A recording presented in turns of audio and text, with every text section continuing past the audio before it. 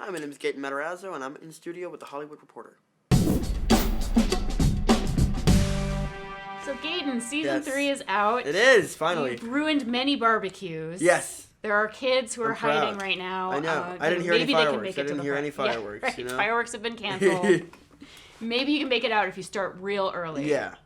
But yes, tell me about what it's like when a season of Stranger Things drops. Do you have to go off social media? Do you have to wear a disguise? How do you prepare for a I think drop? social media is the thing you got to kind of be on top of in a way, honestly, because there's always a lot of questions, always a lot of buzz about the show coming out, so that's the time. But I have noticed that anytime the season comes out, the amount of times I get noticed or say, or anytime I go out, it does increase, and then after a while it'll die down for a little bit, and then it'll increase again. Yeah, I had some problems in the lobby of this hotel, actually. Oh, really? Yeah. Oh, no. People are just asking me, who are you going to see? Oh. Yeah. You got some fans down there. Fun times. Do you like to interact with your fans on social media after the season drops? I like to read a lot of the comments. I like to hear what they're talking about. It's always hard to interact personally because there's so many that it's hard to choose which ones. What's the craziest thing that anybody's ever done to try to get a spoiler out of you?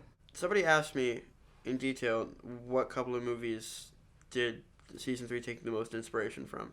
And I was so ready to talk about it, and I was like, better not, because there's some that when you get into specifics, it would actually reveal a lot. Absolutely. I think I know what you're talking to. Yeah, people can start to connect the dots once you start mentioning the movies. Yeah. What was it like filming a summer-themed season? It was really cool. Thank goodness we actually did film it in the summer in Atlanta, because we had to wear short shorts in January. I would have hated everything. But it was really cool, a lot of fun. We didn't get to film it at all in the school, which is a little disappointing, because that was always a really cool set to film in. Yeah, really, really awesome. Yeah. All the Hawkins stuff that's painted on there, it's actually there. It's super, super cool. Oh, that's excellent. Is Starcourt Mall, is that an actual set, or is that a mall? It's an actual mall in Duluth, Georgia, and they took a whole piece from it, and they I think they bought an entire piece of the mall, and they completely renovated it to look like an 80s mall. It was amazing. It was really, really cool, and I'm so surprised that they were able to pull that off, because they spent so much time making sure that it was perfect. It was awesome. Just all the little details, everything, the Radio Shacks and the movie theater and the arcade and the ice cream shop and the food court. Everything was so perfectly period. It was awesome. Yeah. And I interviewed Noah Schnapp, and he said doing scenes with Winona Ryder was great, because she used to school him on the 80s and what it was like growing up in the 80s. Do you have somebody who you go to get schooled on 1985? It's when I'm filming, it's usually the directors. I just want to make sure that everything is accurate, because they know what they're doing. I mean, they've researched it probably more than anybody, probably more than the people who were actually in the 80s. But they research as so much, they're experts on it, and so I just make sure I go to them if I have any questions about it. So season 3 is the return of Dustin and Steve. Yeah, it is. When are you guys gonna have your own spin-off show? That's confirmed. Season 5 is only Dustin and Steve. Tell me a little bit about kind of discovering that chemistry with Joe. That was always it came out of the blue, actually. It was always it was always a weird thought, to think about. No one ever expected it. Neither did me and Joe at all. And in the middle of season 2, as they were writing, they realized that me and Steve had nowhere to go. It was pretty much our characters were at a dead end in the plot, and there was really only one path for each of them to go on to continue their story. And then they realized that if we brought them together, it would create another storyline, and it would give purpose to get them to a new place in time. And they were actually dealing with similar things at that point in the story, so it was actually really cool. So those characters had something in common that they could bond over. They had us come together because I think they assumed that because of their similar situations that they would bond over that. And the dialogue that they wrote was just really fun to work with, and actually just getting to shoot with Joe was awesome. And it came out of nowhere. I just started reading and was like, all right, we'll just roll with it. And it wasn't anything it was a new duo. They were like, okay, so this is going to be a new thing, and this is going to be the big thing. It really just happened because it needed to happen. And then people just seemed to really like it. I wanted to talk about a controversial character on the show, and that's Billy. Yeah. We're actually interviewing Dacre. Yeah. And we want to ask him some good questions. Okay. I was wondering if you had a question for him. This is a question that I'm actually just curious about. I was always wondering if the hairpiece that he had was itchy. Like on the back of his neck.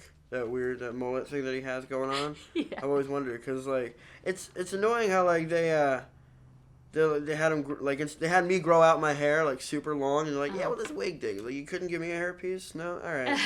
Whatever. I'll deal with it. Whatever. I'm calling favoritism on that one, actually.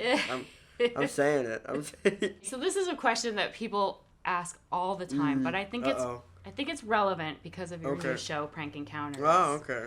Do you ever get pranked on the set of Stranger Things? Not much, actually. I mean, it's usually just, like, people hiding behind, like, a corner as I'm walking in a door, and then jump scares, like, stuff like that. Jump scares, nice. But, Millie likes to prank call me a lot, for some reason. She doesn't do it much anymore, but, like, she used to just, like, call me on an unknown number and pretend to be a fan. But it would always freak me out, because I always wonder how, like, they would have gotten my number. And so, like, and then, like, she would go on for, like, a couple minutes before even letting me know it was her. She only has a certain amount of different voices she can do. But how many times did she trick you? She called me, like, I think she's called me about, like, twice, trying to pretend to be a fan. But, like, she's always, like, the one scaring me. Nice. She likes to prank a lot of people, actually. Yeah, there's this one, like, that happened, like, a couple years ago, like, 2 years ago, where her and Noah made one of the crew members believe that their wedding venue was canceled.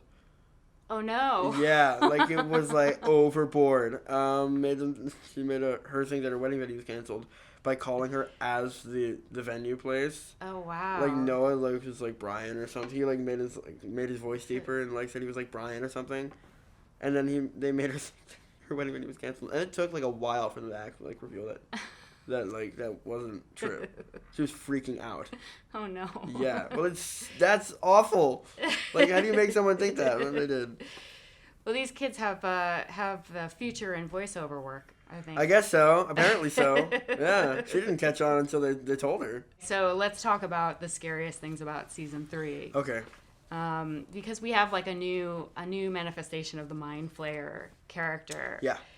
When you found out, I mean, obviously you guys don't get to see the finished product until it's done. When you found out what we're dealing with, and I'm not going to spoil it for anybody, but the Mind Flayer is made out of some material that is pretty gross. Yeah, pretty disgusting actually. Well, reading it was so well written in the script. Like everything was so well detailed that everything that was like everything we read translated perfectly to the screen. Because like the way they describe it on paper, it looks exactly like the way they would have described it. It's really, really spectacular how they're able to do that. Pretty freaking disgusting, though. Pretty awesome.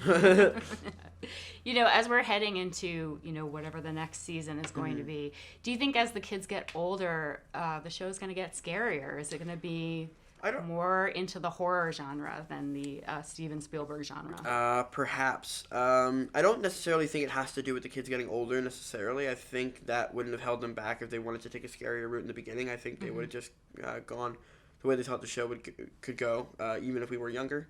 But I think just as the seasons progress, they're just going to intensify everything, and so everything that's intensified along with the horror. And what do you think? What do you think the future is for Dustin? Where does he go from here?